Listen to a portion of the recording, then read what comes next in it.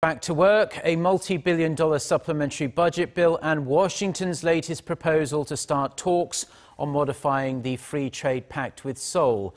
Those topics were top of the agenda Thursday when President Moon Jae-in held his weekly meeting with his top aides at Cheong Wa Dae. Our chief Blue House correspondent Moon Connyoung reports.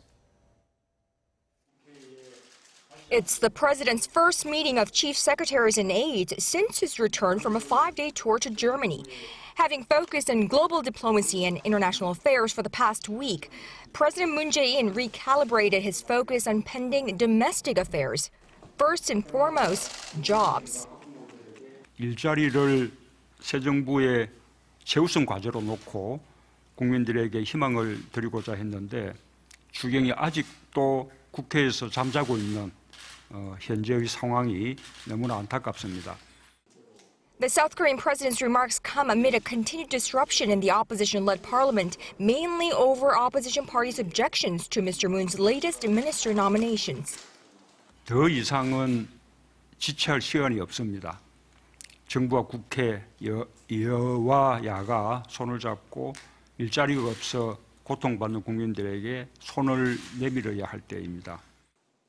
Also discussed during the weekly meeting was Washington's proposal for a special meeting to start negotiations on possible amendments and modifications to the 5-year-old Korea-U.S. Free Trade Agreement.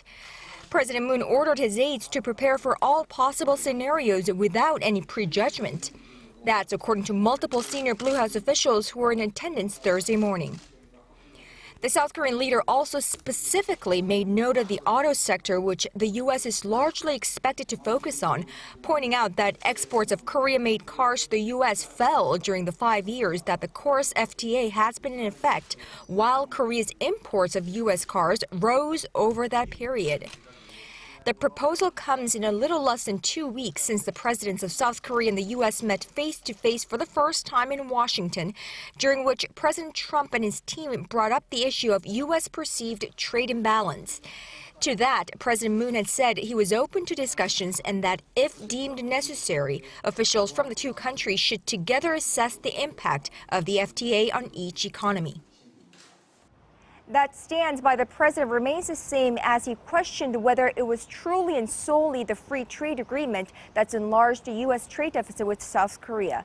Now, it's a view echoed by many of his chief economic aides that the two sides must first establish whether it's the trade deal that's caused the trade deficit with South Korea or other fundamental economic issues. Moon Connyoung, Arirang News.